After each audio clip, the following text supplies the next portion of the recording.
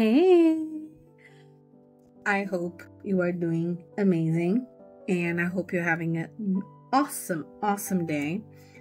So, we are officially halfway through November, and I wanted to come on here and help you out. I believe that a lot of people are feeling really overwhelmed because they're looking at their yearly goals and they're having high expectations, and at the same time there's the holiday stress because of Thanksgiving and Christmas and Hanukkah and all these moments going all the way around. So I hope that I can give you a couple of tips to help you prepare your mindset for the end of the year. So why does the end year reflection matters? As at the end of the year approaches, it's really easy to feel pressured to meet your goals that you haven't done. You feel like you haven't done enough. So I really want to shift the focus today on how we can feel good about the progress that we've made so far. So first, I want to release the pressure.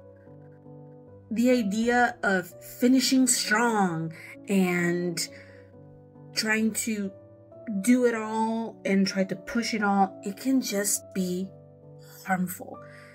You can just create so much stress, so much burnout, so many unrealistic expectations from just wanting to do it all. There's only X amount of months,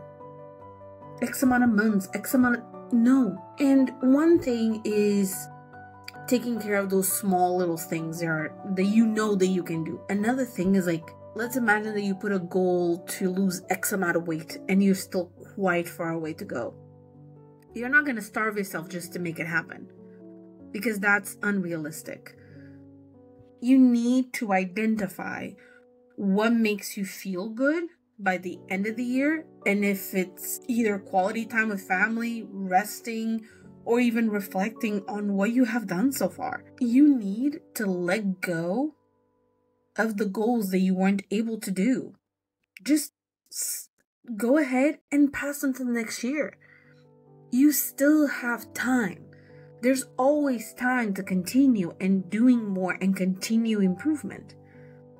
It's best to celebrate what you have done so far than to push down what you still want to do.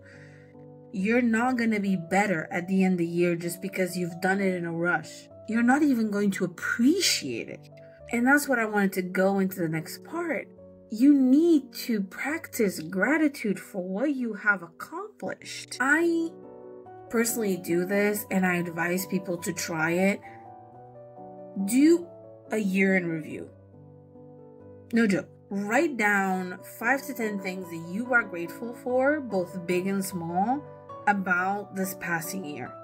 What have you done that you're so happy with, that made you feel so good and so accomplished and so great? And that could include anything: meaningful moments, personal achievements, even maybe moments that were really hard for you, appreciating the resilience and the strength that you felt, appreciating people in your life that have supported you. Do a list of all those things and look back and think, oh my goodness, I do have a couple of things that I'm really happy for, that I'm really grateful for. And doing those things will guide you to be able to also identify what you want for the next year. Do I want more of this? Do I want less of this? What I do is that I go month by month and I think all the things that happen in that particular month. And not only appreciate the good things, but also learn from the things that weren't so great.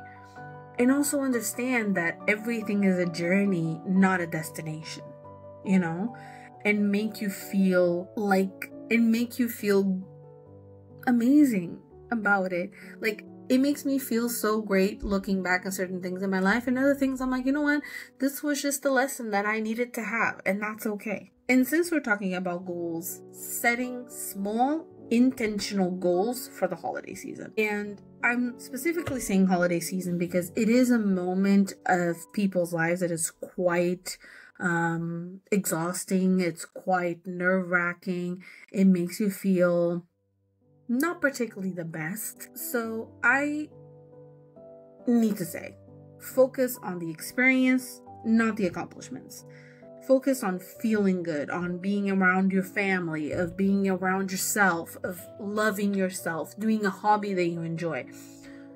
Practice gratitude, set boundaries, be kind to one another, take time to reflect, and also find goals that align with your core values, that make you feel good within yourself, not just for the sake of appearing good to the outside sources, because what matters at the end of the day is how you feel, not how anyone else feels about you.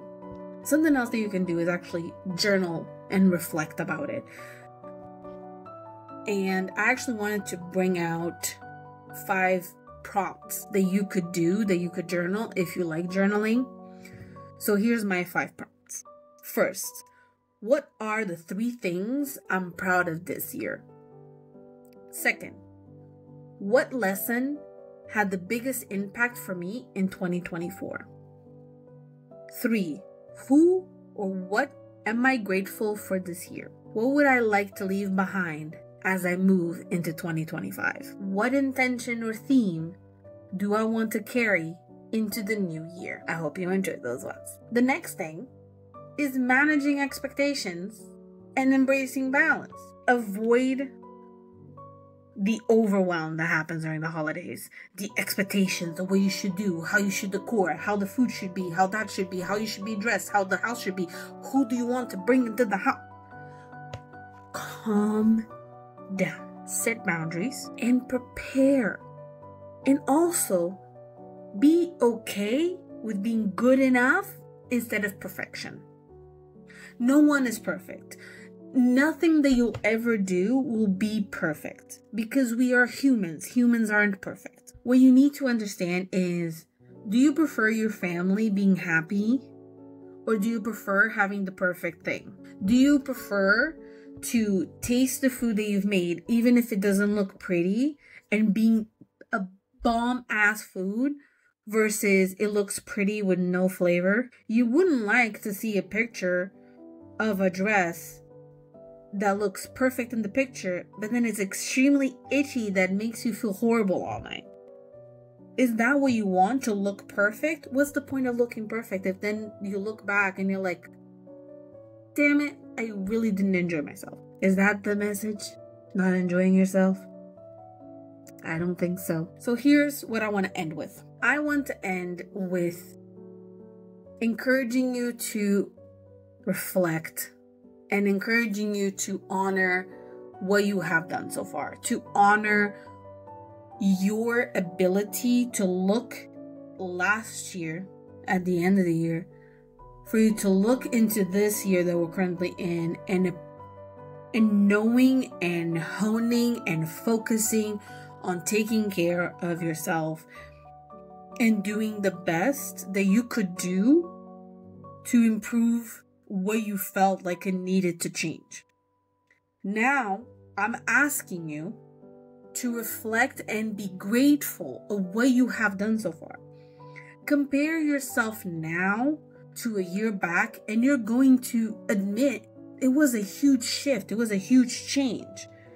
So appreciate that moment as you step yourself into the end of the year, and that you can just look at yourself in the mirror and say, I have done enough. I am good enough. And I know for a fact that I feel accomplished and that I feel good in my intentions. And now I will step into the next year feeling grateful for what I have done so far. That is the key.